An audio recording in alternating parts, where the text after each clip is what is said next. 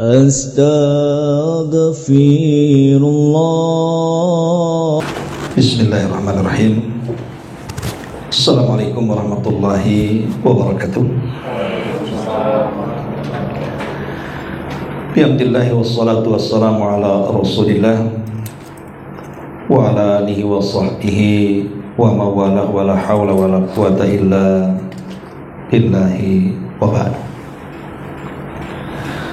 Alhamdulillah, pada siang hari ini di tengah-tengah kesibukan Bapak Ibu sekalian bisa menyempatkan diri untuk taqarrub ilallah, mendekatkan diri kepada Allah Subhanahu wa taala dengan thalabul ilmi. Salawat dan juga salam kita hadiahkan kepada Rasul kita Nabi besar Muhammad sallallahu alaihi wa alihi wasallam. Kita lanjutkan kajian kita, masih membahas hadis-hadis yang termuat dalam kitab Arba'in Nawawi. Dan kita sudah masuk pada hadis dari Abi Hurairah radhiyallahu anhu, bahwa Nabi sallallahu alaihi wasallam bersabda, "Man kana yu'minu billahi wal yawmil akhir falyakul khairan aw liyasmut. Wa man kana yu'minu billahi wal yawmil akhir falyukrim jarahu.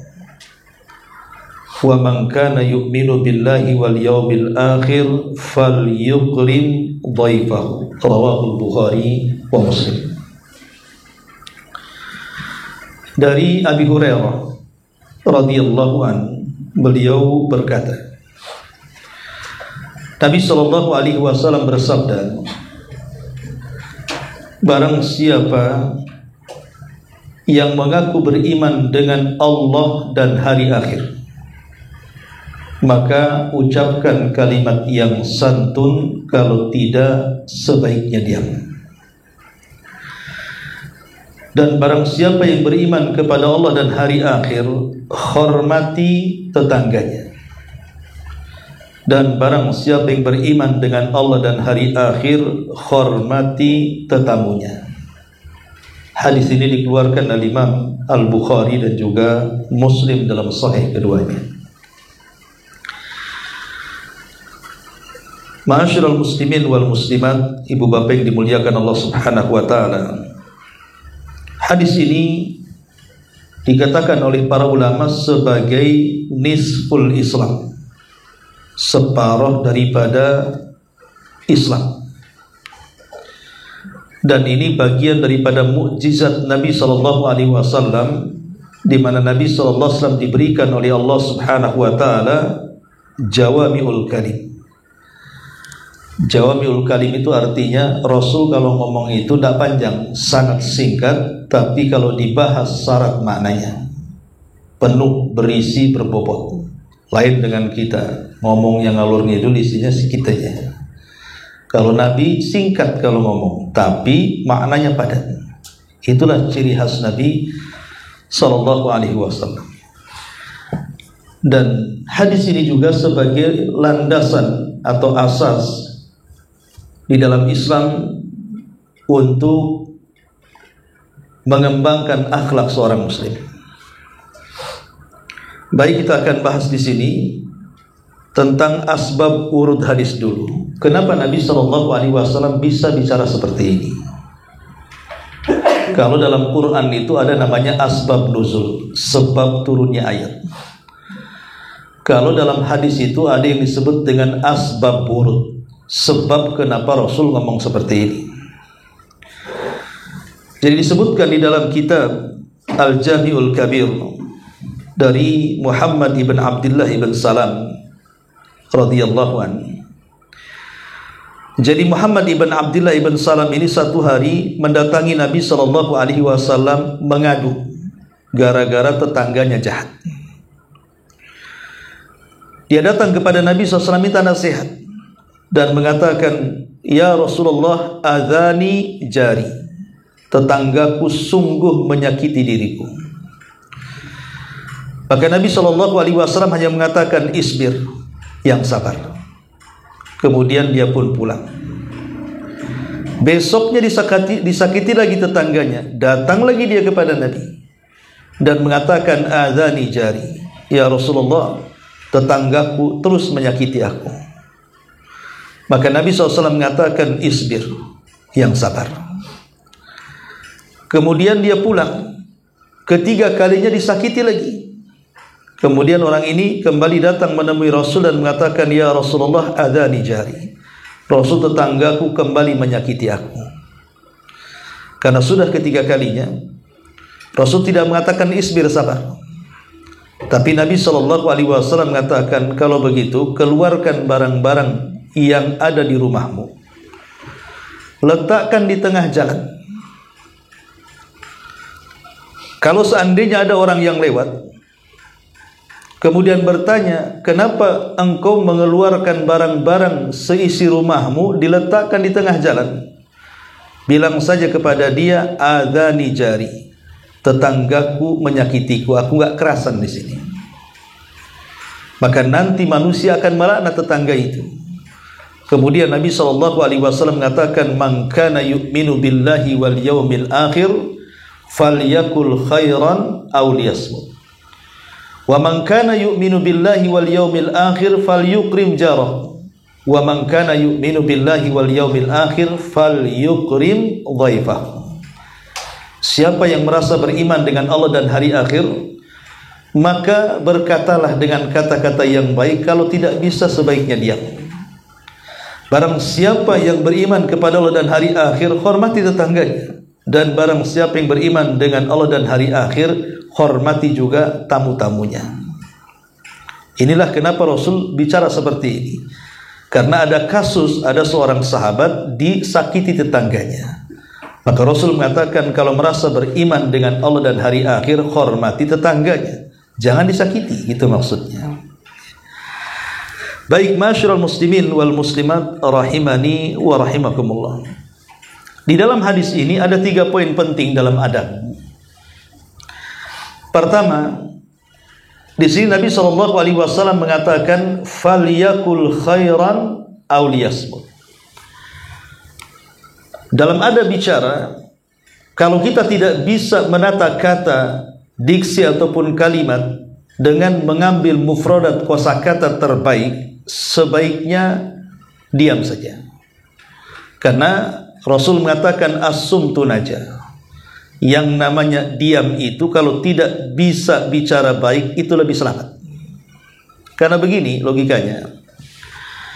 Terkadang di antara kita ini, kalau kita tidak bisa menjaga lisan, akhirnya mengeluarkan kata-kata kasar, kata-kata kotor, kata-kata binatang dan yang semacamnya.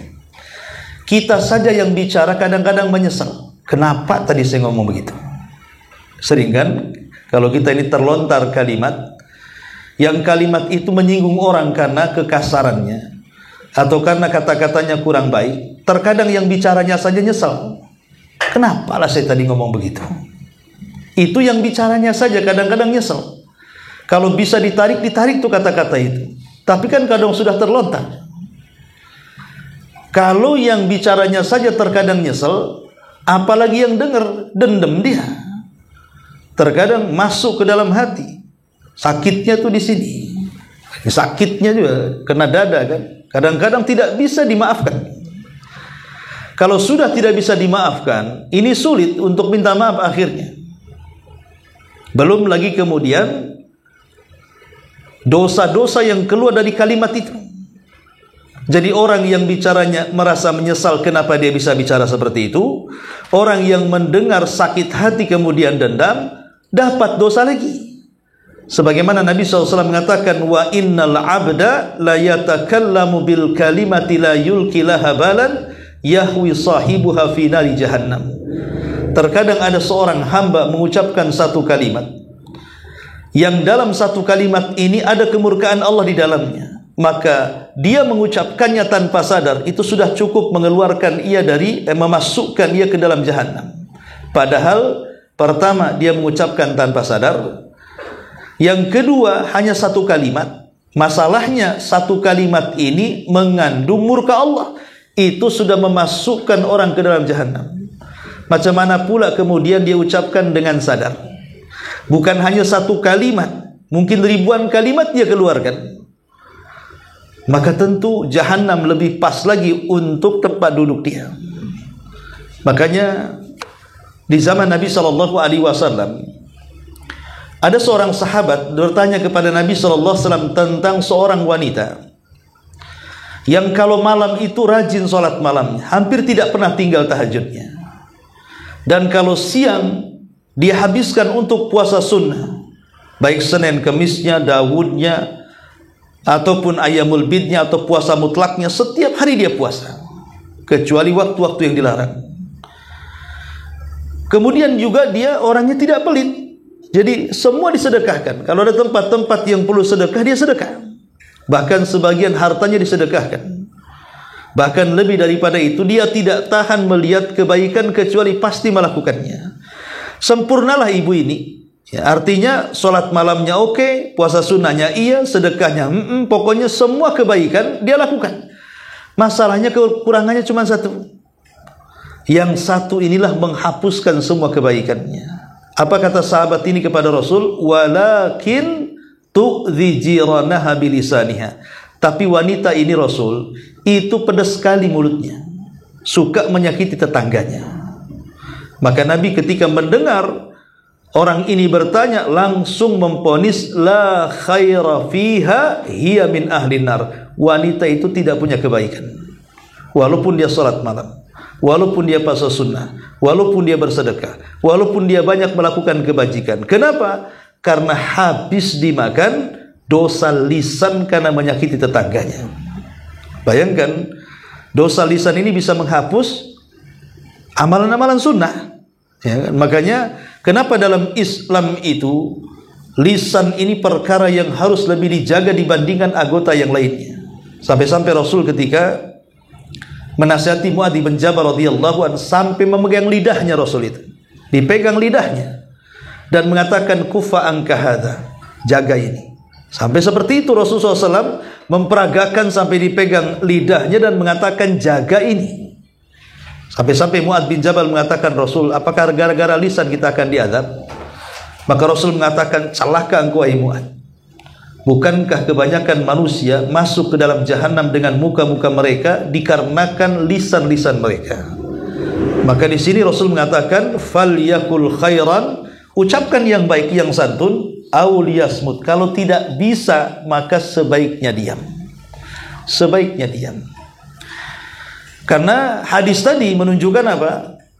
Menunjukkan bahwa orang yang rajin sholat sunnah saja, orang yang rajin puasa sunnah saja, rupanya tidak menyelamatkan dia dari neraka. Tetap dimasukkan ke neraka akibat dosa lisannya. Padahal wanita ini kan masuk neraka bukan karena zina, bukan karena minum khamr, bukan karena judi, bukan karena bunuh orang, hanya mengeluarkan kata-kata pedas yang menyinggung hati tetangganya. Itulah bahayanya lisan. Ya, bahayanya lisan itu luar biasa, bisa menjungkir balikan seketika dunia dan akhirat. Makanya dahulu di zaman Bani Israel ada dua orang yang bersahabat, kemana-mana berdua. Masalahnya dua orang ini berbeda karakter. Yang satu orangnya baik, soleh, suka ibadah. Yang satu pula orangnya toleh, suka maksiat. Lah sebagai teman yang soleh, sebagai teman yang baik, dia selalu menasihati kawannya yang jahat itu. Disuruh tobat, tobatlah, sampai kapan kau berbuat dosa ini? Tetapi memang degil kawan yang ahli maksiat ini, tak mau tobat-tobat juga. Setiap dinasihati tak mau tobat, setiap dinasihati tak mau tobat. Entah kenapa sampai satu hari temannya ini melakukan dosa yang menurut kawannya yang soleh ini tidak bisa ditolerir. Ini sudah parah dosanya ini. Akhirnya dia datangi ke rumahnya dan mengatakan, kalau engkau tidak bertobat, saya jamin dua perkara. Wallahi, dia bersumpah dia, engkau tidak akan diampuni dosamu dan engkau tidak akan dimasukkan ke dalam surga. Akhirnya dua-duanya Allah Subhanahu wa taala wafatkan. Yang ahli maksiat justru Allah masukkan ke surga. Yang ahli ibadah yang suka menasihati justru Allah masukkan ke neraka. Kok bisa? Perkaranya bisa terbalik nih. Ya. Kenapa demikian? Karena yang ahli maksiat ini, dia bermaksiat, dosanya itu masih di bawah kehendak Allah. Bukan dosa syirik, dosa yang tidak akan diampuni, tidak. Tetapi yang ahli ibadah yang soleh ini, dia terlalu lancang dengan Allah Subhanahu wa ta'ala, bersumpah melebihi takdir Allah dengan mengatakan, kalau engkau tidak bertobat, Allah tidak akan mengampuni dosamu. Dari mana tahunya Allah tidak mengampuni? Kemudian dia juga mengatakan, kalau engkau tidak bertobat, engkau tidak akan dikeluarkan dari neraka dan tidak akan dimasukkan dari sorga. Emang engkau yang punya neraka? Disitulah kemana Allah Subhanahu wa ta'ala akhirnya murka, justru memasukkan orang baik ke dalam neraka. Kenapa? Gara-gara dosa lisan. Nah, itulah gara-gara dosa lisan ini kadang-kadang kepleset sedikit saja bisa masuk neraka. Bahkan di zaman Nabi SAW ada dua sahabat. Dia berbangga dengan nasab. Biasalah orang-orang jahiliyah itu kan berbangga dengan nenek moyang. Ya. Ada juga di zaman sekarang yang suka bangga-banggain nenek moyangnya kan gitu. Tapi memang tradisi jahiliyah seperti itu. Makanya kenapa sampai Allah Subhanahu wa ta'ala mengatakan alhaqumut takatsur hatta zurtumul maqabir. Ayat ini menceritakan tentang kisah orang-orang jahiliyah yang mereka berbangga-bangga dengan menyebut-nyebut dan menghitung nenek moyang mereka. Tahukah kamu siapa saya dan siapa nenek moyang saya? Disebutkan satu-satu tuh nenek moyangnya. Kalau kurang diajak ke kuburan. Kemudian dihitung kuburannya itu. Makanya Allah mengatakan hatta zurtumul maqabir, sampai mereka datang ke kuburan ngitung nama orang tua nenek moyang mereka itu. Segitu bangetnya orang-orang jahiliyah itu berbangga dengan nasab sampai ngitung kuburan. Jadi di zaman Nabi SAW ada dua orang berbangga dengan nasab. Yang satu mengatakan, siapa? Kamu tahu siapa saya? Saya adalah fulan, ibn fulan, ibn fulan, ibn fulan, ibn fulan. Pokoknya kakek buyutnya disebut. Dan orang Arab itu kecil-kecil dia tahu. Kecil-kecil, masih kecil, TK, SD itu. Kalau disebut kakek buyutnya, tahu dia. Mau 10 kakek buyut ke atas dia hafal. Saya nggak yakin Anda ini kakek buyut ketiga aja nggak hafal. Siapa namanya coba? Nggak tahu kan? Ya, nggak tahu, mungkin karena faktor makanan juga ya. Kita tahu tempe sih mudah lupa mungkin. Orang sana biasa makan daging buat hafalannya. Tapi memang kecil-kecil mereka tahu senasabnya. Turunan siapa, dari kabilah siapa, anak-anak kecil tahu. Kalau di Saudi itu, atau di Yaman, atau di negeri Arab itu. Ya. Jadi ada orang ini berbangga, tahukah kamu, man ana, siapa saya? Kemudian disebutkan, saya anak fulan, fulan, fulan, fulan, sampai beberapa kakek buyutnya ke atas. Kemudian selesai dia menyebutkan kakek buyutnya, dia hina kawannya dan mengatakan, amma anta fala ummalaka. Adapun engkau saya yakin tidak punya keturunan yang baik seperti nenek moyang saya. Sebutkan. Lah ketika dia hendak menyebutkan, Nabi lewat. Ya. Kata Nabi SAW, apa yang kalian lakukan? Ini tradisi jahiliyah, ngapain kalian berbangga dengan nasab? Kemudian Nabi menceritakan dulu, kata Rasul, ada dua orang seperti kalian berdua ini di zaman Nabi Musa. Rasul mengatakan dulu di zaman Nabi Musa ada dua orang persis seperti kalian. Yang satu mengatakan, tahukah kamu siapa saya? Saya, bapak saya namanya ini, kakek saya namanya ini, buyut saya namanya ini, dan sampai ke atas. Dan mereka orang-orang hebat semuanya. Disebutkan detailnya, yang satu mantan penjabat, yang satu mantan ini, mantan itu, dan begitu seterusnya. Kemudian dihina kawannya dengan mengatakan, amma anta fala ummalaka. Adapun kamu, saya kira kakek buyutmu tidak sebaik aku. Sebutkan kakek buyut. Maka yang satunya mengatakan, dengan malu-malu dia mengatakan, ama ana fulan, ibnu fulan, berhenti sampai kakek yang ketiga.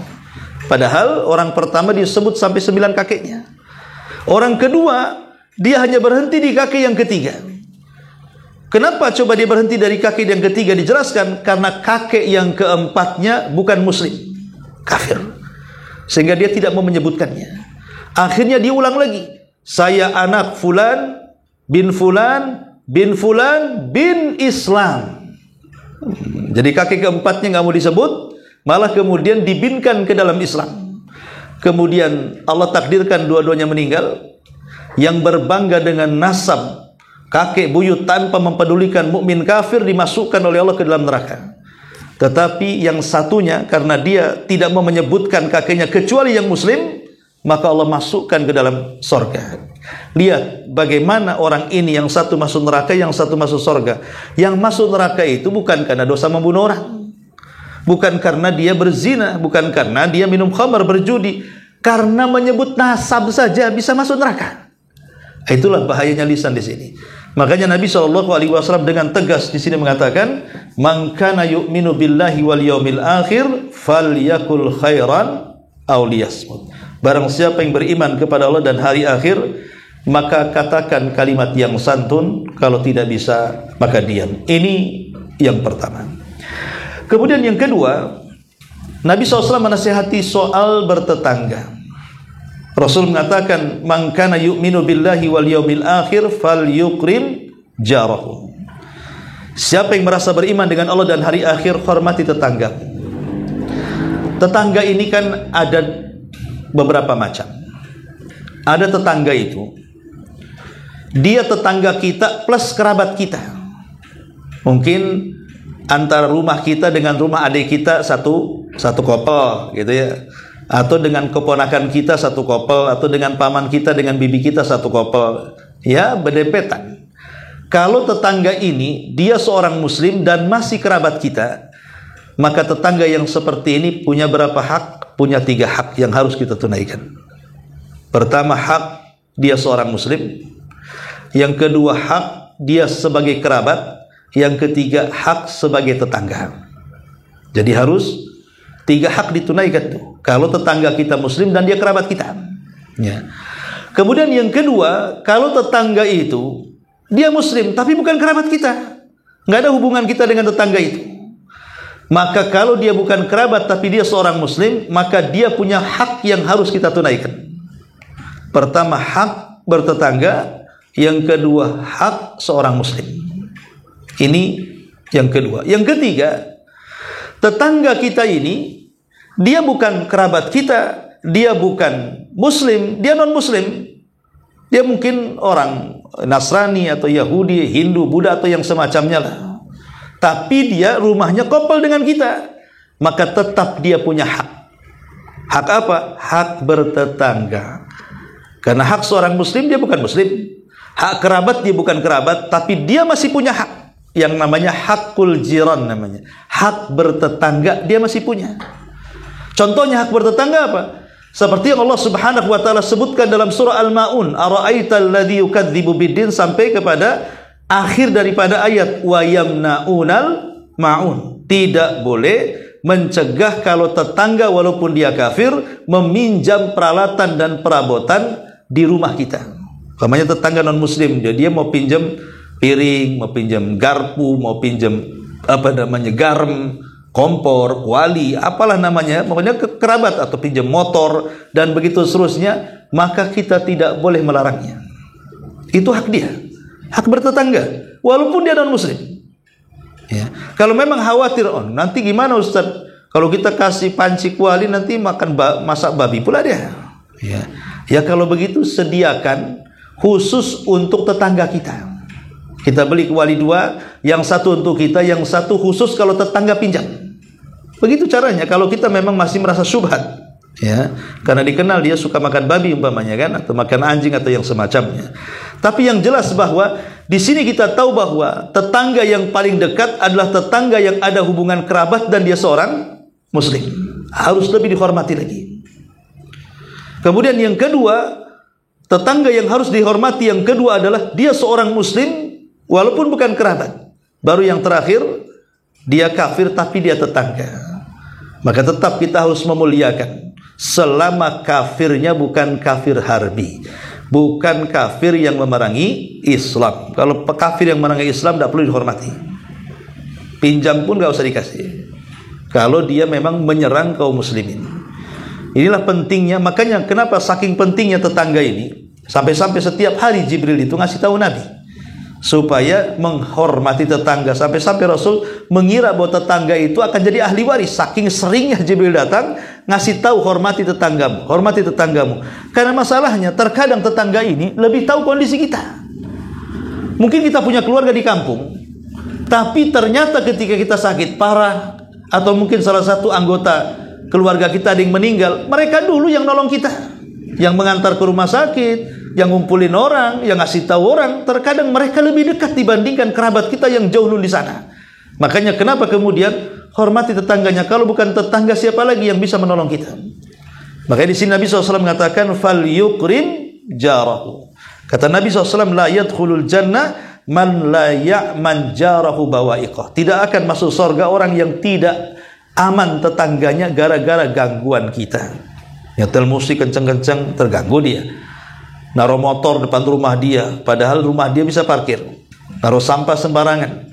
Ya, betul sampahnya depan rumah dia, baunya sampai ke tetangga. Masak ikan asin sampai asapnya masuk ke tetangga. Tetangganya makan asapnya. Kadang-kadang, atau mungkin nanam pohon, dahannya sampai ke tetangga. Tetangga yang nyapu, daunnya kita pula yang makan buahnya. Karena kadang-kadang seperti itu. Lah yang kecil-kecil ini sebenarnya tidak terasa bahwa itu menyakiti tetangga. Dan menyakiti tetangga itu ancamannya neraka. Bukan macam-macam, bukan main-main. Ancamannya neraka. Karena Rasul mengatakan la yadkhulul jannah, tidak akan masuk surga, artinya masuk neraka. Kalau tetangganya tidak merasa aman dengan keberadaan kita di situ. Justru sebenarnya satu kesempatan ketika kita punya tetangga itu, itulah di situ pintu surganya. Maka tetangga yang baik adalah tetangga yang senantiasa memberikan hadiah kepada tetangganya yang lainnya. Bertanya soal kesehatannya, bertanya soal kondisinya, dan begitu seterusnya. Jadi hakul jiran betul-betul termasuk yang paling penting hak bertetangga itu adalah satrul aurah. Jangan sampai kita menyebarkan aibnya. Karena biasa kalau sudah rumah couple, pasti sedikit banyak kita tahu isi daripada rumah itu. Entah tetangga ini bertengkar suaminya, entah masalah selingkuh, entah masalah apa. Terkadang kita ini tahu. Yang namanya rumah couple, apalagi kayak di Batam ini kan, pakai batako bolong lagi kan. Udah kayak studio, bukan studio masih kedap suara. Ini enggak. Walaupun enggak dibolongi pun tetap masuk ventilasi, masuk tuh suaranya ke rumah kita. Lah kewajiban kita, kalaupun kita tahu tetangga itu apa yang terjadi, maka menutup aib mereka itu, itulah hakul jiran yang paling besar. Jangan sampai. Makanya kenapa para ulama mengatakan ada 5 orang tidak boleh disebar aibnya. Ada 5 orang tidak boleh disebar aibnya. Pertama, tidak boleh menyebar aib diri sendiri. Kalau mungkin ada di antara kita yang dulunya pernah terjerumus kepada kehidupan yang hitam, kelam, yang gak jelas gitu. Kemudian setelah usianya menua, akhirnya hijrah, tobat, maka jangan ceritakan maksiat yang dulu pernah dia lakukan. Kalaupun kenal orang, biarlah orang itu mengenal kita waktu baiknya saja. Dia jangan tahu sampai kita ini masa lalu kita. Kenapa? Karena ada hadis Rasul mengatakan semua umatku akan dimaafkan kecuali orang yang menceritakan aibnya sendiri. Allah sudah tutup, kita bongkar, kan aneh. Ya. Ini yang pertama. Yang kedua, jangan ceritakan aib orang. Maksudnya aib tetangga. Terutama ibu-ibu ya, biasanya kan lebih banyak tinggal di rumah. Walaupun kepada suami, orang terdekat sekalipun jangan cerita. Pemanya nih, suami kerja, pagi keluar, pulang sore. Istri di rumah, dengar tetangga berantem dengan suaminya gara-gara selingkuh. Tidak perlu kemudian dihabarkan datang suaminya, sini-sini, tahu nggak? Kabar terbaru. Nggak perlu. Ngapain pula dihabarkan kabar terbaru pula? Ya. Nggak boleh. Kenapa? Walaupun kepada suaminya. Walaupun kepada suaminya tidak boleh. Cukuplah kita yang dengar saja. Karena itu amanah dengar masalahnya. Telinga akan ditanya kalau kita disebar. Kemudian yang ketiga, aib jenazah. Tidak boleh disebar. Pemanya kita ini diamanahi untuk mandikan jenazah. Mungkin jenazahnya bau sekali, atau mungkin ada luka, atau mantan jenazahnya diamputasi atau apa gitu kan, yang ya aib bagi dia. Cukuplah yang tahu kita dengan jenazah. Jangan diceritakan. Ya, karena bagaimanapun kehormatan seorang muslim itu bukan ketika hidup saja, ketika mati pun tetap dihormati. Jangan disebar aibnya. Ya. Kemudian yang keempat tidak boleh disebar adalah aib keluarga. Terutama urusan ranjang suami istri. Tidak boleh. Nggak boleh kemudian seorang istri ngomong sama tetangganya, suami saya payah gitu. Nggak boleh. Ya, itu urusan dia, di ranjang dia. Nggak boleh kemudian cerita kepada orang. Hatta bukan hanya urusan ranjang saja, urusan gaji, urusan apa, itu urusan rumah tangga. Tidak boleh cerita ke mertua pun tak boleh. Cerita kepada orang tua pun tak boleh. Cukuplah dia dengan suaminya saja. Kalaupun terjadi apa-apapun, nanti ada solusinya. Kemudian yang terakhir, tidak boleh menceritakan orang yang menitip kata-kata. Apalagi dia berpesan, jangan ceritakan. Apalagi kemudian gelagatnya mencurigakan, nengok kanan, kiri, nengok ke belakang, takut didengar orang. Ya, maka kalau dia menitip kata-kata entah dalam rangka curhat, dia mungkin sesak dadanya ada masalah, kemudian datang ke ibu, saya ingin cerita ada masalah, tapi tolong ya jangan ceritakan. Nah, kalau sudah ngomong tolong jangan ceritakan, berarti dia minta jangan cerita. Atau dia tidak ngomong begitu, tapi gerak-geriknya memang tidak mau diceritakan. Mungkin dia nengok ke kiri, ke kanan, nengok keluar rumah, takut ada orang yang mendengarkannya. Oh, berarti orang ini tidak mau didengar orang. Kalau dia sudah nitip kata-kata, artinya curhat kepada kita, maka jagalah kata-kata dia. Jangan disebar kepada orang. Karena umumnya di masyarakat, kalimat jangan diceritakan itu akhirnya satu kampung tahu kan. Karena setiap ngomong ke orang lain ngomong gitu juga. Tapi tolong ya, tadi orangnya jangan ceritakan, kamu jangan ceritakan ya. Nah, nanti orang itu gitu juga. Ya, jangan ceritakan ya. Akhirnya satu kampung tahu kan. Nah, jangan diceritakan malah diceritakan. Nah, itu masalahnya.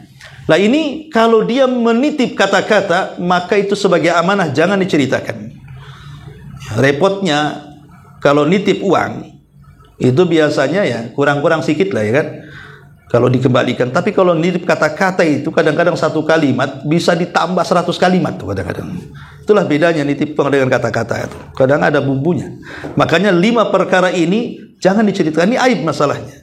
Lah termasuk juga soal tetangga. Adab yang paling besar soal tetangga ini adalah jangan sampai disebar aibnya. Karena biasanya kita yang lebih paham dengan tetangga kita, sebagaimana tetangga kita yang lebih paham dengan kita. Apalagi bertetangga sudah tahun-tahunan.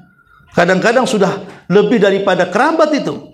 Kadang-kadang kalau yang tidak tahu adab itu main nyelonong aja masuk ke rumah tetangga itu. Ndak salam, ndak kalam, seolah rumah dia. Bahkan yang berani kadang-kadang sampai buka kulkas, sampai hidupin kompor buat mie ayam kan. Nah ini melampau lah kalau kayak gini kan. Walaupun itu tetangga akrab pun tetap adab itu tidak boleh dilanggar. Kemudian yang terakhir, di sini Nabi Shallallahu Alaihi Wasallam mengatakan, "Man kana yu'minu billahi wal yaumil akhir, falyukrim dhaifahu." Barang siapa yang beriman dengan Allah dan hari akhir, hormati tamu. Manusia yang pertama kali menghormati tamu adalah Nabi Ibrahim. Makanya Ibrahim itu bukan bahasa Arab, tapi bahasa Ibrani, dari 2 kata Abu Rahim, artinya bapak yang memuliakan tamu. Nama Ibrahim itu dari Ibrani, bahasa Ibrani, bukan bahasa Arab. Ya, dari kata Abu Rahim, jadi Ibrahim. Ya, maknanya adalah orang yang sangat memuliakan tamu. Dan dia manusia pertama yang mengajarkan bagaimana cara memuliakan tamu. Sampai dalam sejarah Ibrahim itu punya penangkaran. Penangkaran unta dan juga kambing. Untuk apa coba? Ya sebagian diternak untuk dijual. Tapi sebagiannya untuk memuliakan tamu. Jadi setiap ada tamu pasti akan disembelihkan 1 ekor unta atau 1 ekor kambing. Saking memuliakannya. Setiap ada tamu, dia akan menyembelih 1 ekor kambing ataupun unta. Dan tidak ada di zaman sekarang memuliakan tamu seperti memuliakan Ibrahim tamu kan. Saya nggak yakin kalau saya bertamu ke rumah Anda pasti kuagel lah keluar. Ya kan? Nggak ada nasi padang pun tak ada kan itu ya. Tapi lihat Nabi Ibrahim. Sekali bertamu mesti dia sembelih. Ini kan kalau di zaman sekarang nih kalau ada orang bertamu kemudian ibu sediakan minimalnya ya nasi padang, gulai, kare, cincang atau apa kan. Mungkin ramai rumah ibu bertamu, terus orang-orang ke situ tuh. Ya. Tetapi begitulah Ibrahim alaihi salatu wassalam mengajarkan kepada kita bagaimana menghormati tamu. Karena tamu itu rata-rata musafir. Ingat, dikatakan tamu itu kalau jarak bertamunya itu sama dengan jarak safar. Ya. Tapi kalau bukan jarak safar, bukan tamu. Maksudnya tetap tamu secara bahasa, tetapi tidak punya hak yang harus ditunaikan selama 3 hari. Kan tamu itu kan punya hak selama 3 hari. Hak tempat tidur, hak makan, hak minum, dan hak dimuliakan. Maksudnya hadis ini tamu yang seperti apa? Kata ulama mengatakan tamu yang datang dalam jarak safar. Karena di zaman dulu, di zaman Nabi itu kan tidak seperti zaman sekarang. Kalau zaman dulu itu kan safar jauh, di jalan nggak ada warung, ya kan nggak ada hotel. Makanya kemudian bagaimanapun datang ke rumah itu ya secara otomatis kan harus kasih tempat tinggal, kasih makan. Zaman dulu, kalau zaman sekarang kan walaupun orang jauh gitu, anggaplah orang Tanjung Pinang sana ke Batam, lapar tinggal ke warung. Kemudian ngantuk cari motel kan gitu atau hotel. Ya. Tetapi walaupun demikian Islam bukan berarti membatalkan hak tamu tetap. Kalau dia memang orang jauh dan dia memang datangnya masafah safar, tetap mendapatkan hak tamu. Tapi kalau orang Batam saja, itu kan bukan safar namanya, itu bukan tamu. Kalau orang Batam, orang Batu Aji datang ke sini, ya ini sekitar Batu Aji sini, atau orang Barelang atau Batu Besar atau orang Bengkong datang ke sini, yaitu tamu secara bahasa, tetapi bukan tamu yang memiliki 3 hak tadi. 3 hari yang memiliki 3 hak, artinya hak makan, hak minum, hak tempat tinggal, gitu maksudnya. Ya kita menghormati, ya wajar lah dikasih minum, dikasih cemilan lebaran yang sisa atau apa ya kan, wajar ya. Tapi kalau sudah tamunya tamu jauh, apalagi mereka keluarga kita, maka 3 hari kita wajib memuliakannya. Kata Nabi SAW, "Man kana yu'minu billahi wal yaumil akhir falyukrim dhaifahu." Barang siapa yang beriman kepada Allah dan hari akhir, muliakan tamunya. Karena Nabi SAW, dan ingat kita sebagai tamu tentu harus memiliki akhlak wafa. Wafa itu begini maksudnya, kalau ibu berbuat baik kepada saya 1 kali, saya akan balas berkali-kali. Itu namanya wafa. Ya, dan itu akhlak Nabi. Jadi kalau kita sebagai tamu, tiba-tiba tuan rumahnya sangat memuliakan kita, maka kita harus balas berlipat ganda dari kebaikan dia kepada kita. Itu namanya akhlak wafa. Itu yang diajarkan Nabi SAW. Jadi 1 hari Nabi SAW pulang dari safar, dari peperangan, kehabisan bekal. Akhirnya kemudian mampir di salah satu rumah milik orang tua dari seorang nenek Yahudi. Maka Nabi SAW dijamu dengan begitu baiknya sama nenek Yahudi di perbatasan Madinah itu. Dikasih makan, dikasih minum, kasih tempat istirahat, sampai betul-betul lelahnya hilang, capeknya hilang, dan Rasul bisa melakukan perjalanan lagi ke kota Madinah. Lah sebelum pulang, Nabi SAW mengatakan, "Nek, saya tidak membawa apa-apa, tapi saya janji kalau saya pulang ke kota Madinah, saya akan antar keinginan ibu yang ibu maukan kepada saya. Sebutkan kira-kira ibu mau apa." Nabi SAW justru mengatakan, kira-kira apa yang harus saya balas karena kebaikanmu? Kata nenek ini, saya ingin seekor anjing supaya bisa menjaga kambing-kambingku. Saya ingin mendapatkan seekor budak supaya jadi pembantuku. Saya ingin dapat unta supaya ada kendaraan. Saya ini begini. Kata Rasulullah, astagfirullah, katanya. Ngasih makan, ngasih minum, tapi minta dibalas keterlaluan. Kata Nabi SAW, nenek tidak ingat kisah nenek di zaman Bani Israel. Kenapa Rasul mengingatkan seorang nenek di zaman? Karena ini seorang Yahudi masalahnya. Diingatkan ke nenek moyangnya. Nek, ingat gak kisah nenek di zaman Bani Israel? Maksudnya nenek moyang kamu gitu. Kata nenek gak tahu. Bagaimana ceritanya? Jadi Rasul menceritakan dulu saat Nabi Musa membawa Bani Israel dari Mesir ke tanah perjanjian, tersasar jalannya, linglung. Karena di zaman itu tidak ada kompas apalagi Google Maps, sehingga ya bingung mau kemana jalan arah ke Palestina.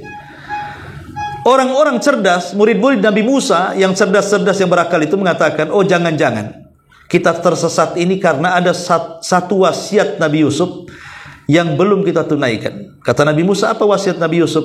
Sebelum dia wafat, dia minta kalau dia mati jasadnya dibawa ke Palestina, jangan dikubur di Mesir. Akhirnya kemudian Nabi Musa pun, kalau begitu kita cari di mana kuburannya Nabi Yusuf. Cari. Tidak ada yang tahu kecuali seorang nenek. Dialah tukang penjaga kuburannya Nabi Yusuf. Ketika Nabi Musa mengatakan, "Nek, apakah engkau tahu di mana kuburan Nabi Yusuf?" Kata nenek, "Tahu." "Coba tunjukkan." Kata nenek, "Oh, tidak bisa. Ada imbalannya." Kata Nabi Musa, "Apa imbalannya?" Kata nenek, "Imbalannya sangat mudah sekali. Jadikan aku temanmu di sorga." Luar biasa. Jadikan aku temanmu di sorga. Itu saja imbalannya. Nabi Musa diam. Ya gimana, sorga bukan milik dia? Dan tidak mungkin juga Nabi Musa mengatakan iya, itu kan takdir Allah kan begitu ya. Sampai ketika diamnya itulah Allah mengabulkan keinginan nenek itu. Kemudian Allah mengutus Jibril, katakan kepada Musa, iyahkan saja permintaannya. Maka Musa mengiyahkan, akhirnya kemudian menggali kuburan Nabi Yusuf, kemudian dibawa ke Palestina. Akhirnya tidak tersesat lagi. Apa yang nenek ini, Yahudi ini, mendengarkan kata-kata Nabi SAW ini dengan serius. Seolah-olah Rasul ingin mengatakan, "Nek, kau sudah tua." Ya, yang minta itu yang wajar-wajar saja, maksudnya yang arah-arah ke akhirat gitu. Ini arah-arahnya ke dunia saja, pengen ini, pengen itu, pengen ini, pengen itu. Tapi Nabi SAW subhanallah tidak menolak. Apa yang diinginkan nenek itu semua oleh Nabi SAW kemudian diberi. Dia pengen anjing dikasih, pengen budak sebagai pembantu dikasih, pengen unta dikasih, keinginannya dikasih semuanya. Itu namanya wafa. Wafa itu membalas kebaikan dengan berlipat ganda. Ya kan? Coba kalau seandainya ibu tuan rumah saya tamu, kemudian saya 3 hari dijamu sama ibu. Saya bilang, ibu sudah baik sama saya, kira-kira apa yang bisa saya bantu? Ya kasih aja bang 1 miliar Ustaz, mobil Fortuner, tanah 1 hektar. Itu kan keterlaluan sebenarnya kan, masa 3 hari kan? Nah, tapi Nabi SAW selama dia bisa mengabulkan, dia kabulkan. Itulah akhlak wafanya Nabi SAW. Makanya sebagai tamu ya harus tahu akhlak, tahu diri gitu ya. Sebagai orang yang ditamui tentu harus lebih menghormati, karena Islam mengatakan man kana yu'minu billahi wal yawmil akhir falyukrim dhaifahu. Wallahu alam. Ini diantara 3 adab seorang muslim kalau merasa beriman dengan Allah dan hari akhir. Baik, sampai di sini. Sebelum saya tutup, silakan kalau ada yang bertanya. Pak Ustaz, ya silakan. mau tanya, tadi kan bilang kan kalau bahwasanya orang-orang kafir zaman dulu itu kan membangga-banggakan keturunan. Iya. Macam mana Habib-Habib yang keturunan Nabi membanggakan keturunannya, dia adalah keturunan Nabi Muhammad SAW. Kemudian menjual agama untuk mendapatkan keuntungan sendiri. Apakah itu lebih laknatullah daripada orang yang kafir?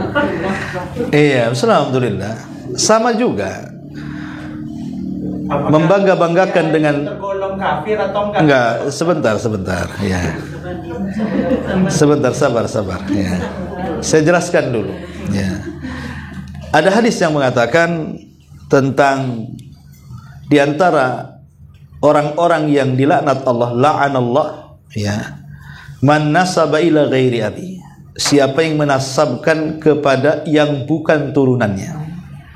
Allah melaknat orang-orang yang mengaku-ngaku memiliki nasab padahal bukan nasabnya.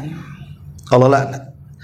Dan kalimat laknat ini dalam Islam tidak mengeluarkan dari Islam, tetapi itu menunjukkan bahwa perkara itu dosa besar. Jadi orang yang mengaku-ngaku keturunan Nabi padahal nasabnya tidak jelas, ya, maka itu jatuh kepada laknat, dan laknat itu ancaman. Dosa yang ada ancamannya itu dosa besar. Tidak bisa dihapus kecuali dengan taubatan nasuha. Masalahnya, kalau ada orang yang ngaku keturunan Nabi, dia sebutkan nasabnya. Kita seorang muslim ketika mendengarnya sebenarnya harus membenarkan. Kenapa? Karena yang paling tahu nasab tentu orang yang punya nasab secara zahir ya. Tapi kalau dia berdusta, sebenarnya dia tidak keturunan Nabi, dia ngaku-ngaku atau beli nasab saja, maka ingat, Anda manusia terlaknat. Tapi kita yang mendengarnya, kalau dia ngaku, pertama kali kita wajib membenarkan. Kita harus mendengarkan, karena bagaimanapun yang tahu nasab ya orang yang punya nasab kan. Kita harus membenarkan dulu, jangan langsung mendustakan. Ya. Nanti kalau sudah terbukti bahwa dia bukan keturunan nasabnya, baru kita ingkari. Karena bagaimanapun hubungan seorang muslim dengan muslim yang lain itu pertama kali yang harus ditanamkanlah husnudzan, berbaik sangka dulu. Okelah, saya berbaik sangka. Tapi cobalah buktikan apa betul kamu keturunan Nabi. Kan nasabnya sudah jelas, turun Nabi itu. Kalau di Saudi, di Yaman itu jelas kabilah-kabilah yang turunan Nabi itu. Ya, karena di negeri kita ini kan ada beberapa oknum kadang-kadang menjual nasab supaya disambung-sambungkan nasabnya kepada Nabi SAW asal nampak mancung, Ya, nampak muka-muka Arab kan gitu ya. Padahal bahasa Arabnya pun tak bunyi kadang-kadang. Mengaku keturunan Habib dan begitu seterusnya. Ya, saya kira cerminan orang yang mengaku keturunan Nabi SAW itu sebenarnya lihat dari akhlaknya saja sih.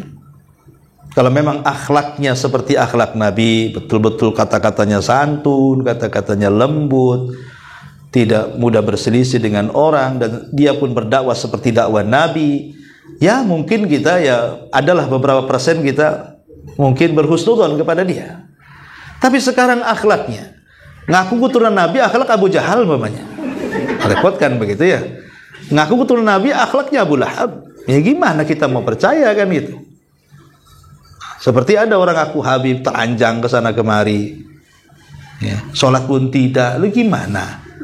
Rasul aja sholat nggak pernah buka aurat, ini sudah nggak sholat, telanjang di mana-mana. Ngaku Habib pula. Ya, saya kira kekerabatan dengan Nabi sendiri, seandainya pun dia turunan Nabi, anggaplah kita katakan dia turunan Nabi. Lalu apa gunanya nasab? Bukankah di dalam Al-Quran Allah Subhanahu wa taala mengatakan, "Fala ansaba bainakum yauma idzin." Nanti pada hari kiamat, nasab itu akan terputus. Terputus, tidak akan ada yang bisa menolongnya. Makanya Rasul dengan tegas mengatakan, "Man batta'a bihi amaluhu lam yusri bihi nasabu." Orang yang lambat amalnya tidak mungkin dikejar nasabnya. Kalau sudah lambat amalnya, enggak akan dikejar nasabnya.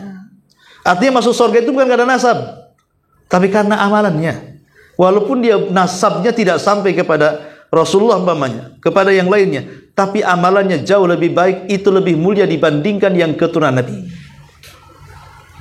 Jadi lalu apa kebanggaannya kalau ini? Karena kebanyakan di Indonesia ini ngaku-ngaku keturunan Nabi itu hanya karena ingin popularitas, ingin ngumpulin duit, ingin ambil sedekah orang, dan begitu seterusnya kan, oknum-oknum habaib itu biasanya.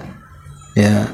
Tapi yang jelas bahwa kita hanya berpegang kepada satu ayat Al-Quran, "Inna akramakum indallahi atqakum." Orang yang paling mulia di antara kalian adalah yang bertakwa, bukan yang keturunan Nabi, tapi yang bertakwa walaupun dia bukan keturunan Nabi. Nah, itu sebagai kata kunci dari kita supaya kita jangan tertipu dengan mereka. Wallahu a'lam.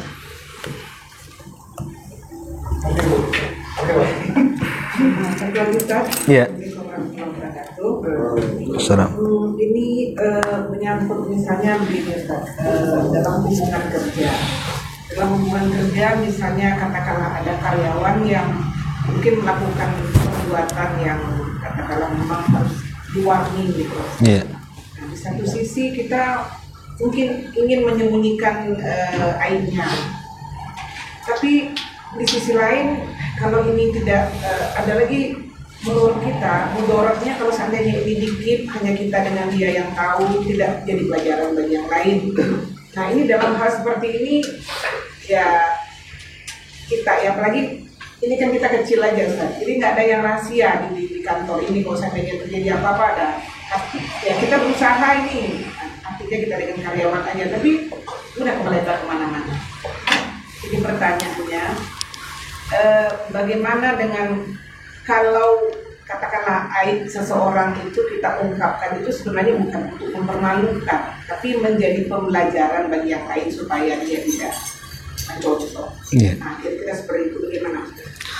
Ya, alhamdulillah. Ada beberapa hal, bukan berarti aib tidak boleh diungkap, boleh. Dalam beberapa hal, contoh di persidangan, seorang suami, istri mau cerai, kan tentu hakim bertanya apa masalahnya. Mulailah istri buka aib suaminya, dia nggak ngasih nafkah, dia suka mukul, jahat, kotor, macam-macam. Nanti suami gitu juga. Nah, itu boleh di persidangan seseorang membuka aib. Karena kalau tidak, diam saja. Kenapa tak ngomong? Takut. Nah, kata Ustaz tidak boleh buka aib. Ya gimana hakim memutusin kan itu? Dia harus tahu aibnya. Satu. Yang kedua, konsultasi ke dokter. Kalau konsultasi ke dokter, kita punya penyakit. Penyakit kan aib salah satunya. Apalagi penyakit-penyakit tertentu. Kadang-kadang mau cerita sama dokter aib yang berkenaan mungkin dengan penyakit-penyakit kelamin atau apa kan itu ya. Dia takut aib. Ya kalau kita datang nggak ngungkap aib diri sendiri kepada dokter, gimana dokter ngasih resep? Ya kan? Ya harus diungkap aibnya. Dalam beberapa perkara harus diungkap aibnya. Kemudian yang ketiga, atau mungkin dalam rangka li ta'rif, untuk mengenali seseorang. satu batu aji ini kita cari namanya Udin. Semua Udin. Di mana Pak Udin? Pak Udin udah 100 orang Pak Ustaz di sini. Itulah Udin yang picak namanya kan. Picak kan aib. Tapi kalau nggak disebut picaknya orang nggak tahu Udin mana. Udin sedunia, Udin seini kan nggak tahu kita. Ya. Oh itu yang pincang. Nah, terpaksa kita sebut pincangnya. Walaupun itu aib kan.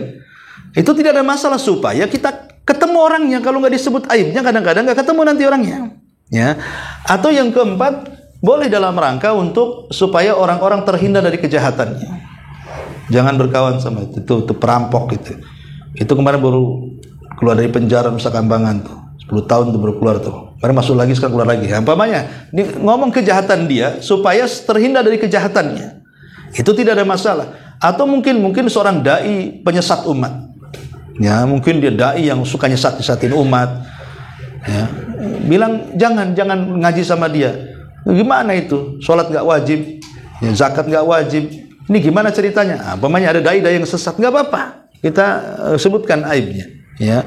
Atau boleh jadi mungkin seperti ibu yang tadi katakan untuk pembelajaran. Tapi bagaimanapun ya, sebisa mungkin kan dinasihati duluan. Itu kan mungkin sudah alternatif terakhir lah ya. Nah, sudah mungkin kalau bisa XP-nya sudah XP 100 lah mungkin mau dikeluarin besoknya gitu. Artinya itu sudah sudah tidak bisa dinasihati, tidak ada jalan kecuali seperti itu pun minta maaf dulu. Karena itu kan maslahatnya orang ramai. Terkadang kalau tidak ditegur ngerambat pula jadi penyakit menular ke kawan-kawannya. Ya boleh jadilah demi kemaslahatan mungkin ya. Ya kita sih menjawab secara umum lah bahwa agama ini dibangun di atas kemaslahatan dan mencegah kemadharatan dalam hal sosial.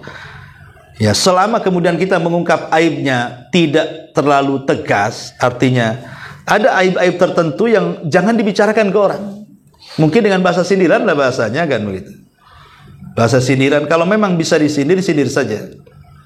Ada salah satu yang di sini yang tukang tidur, nggak disebut namanya. Nah, tapi kan orang sudah tahu si anu tukang tidur sebenarnya kan. Nah, itu lebih baik menggunakan bahasa-bahasa seperti itu. Tidak ditakyin menggunakan bahasa umum dulu. Karena Nabi SAW itu tidak pernah menyebut nama orang. Rasul selalu menyindir. Ya, menyindir seseorang itu tidak disebut namanya, tapi ditujukan ke si anu dan semua orang tahu itu. Nah, mungkin seperti itu. Ya, atau mungkin kalau bahasa sekarang pakai inisial, ya kayak saya Abu Umairah, oh itu Uwah, namanya pakai inisial, kayak polisi kan pakai inisial. Ya mungkin seperti itu supaya bisa jangan terlalu vulgar gitu ya. Karena bagaimanapun perasaan orang yang disebut aib itu kita tidak tahu isi hati dia apakah dendam, sakit hati, itu apa kan kita tidak tahu juga. Kadang pelanggarannya kecil tetapi kemudian dihukum berat, itu kan zalim juga namanya. Pelanggarannya nggak seberapa, tapi hukumannya berat. Hukuman sosial lebih berat lagi kan, karena aibnya dibongkar itu masalahnya. Maka kemungkaran itu kalau tidak bisa dihilangkan 100% ya minimal diringankan aja dulu. Wallahu a'lam. Ya, saya kira cukup sampai di sini. Subhanallah bihamdika, asyhadu an la ilaha illa anta astaghfiruka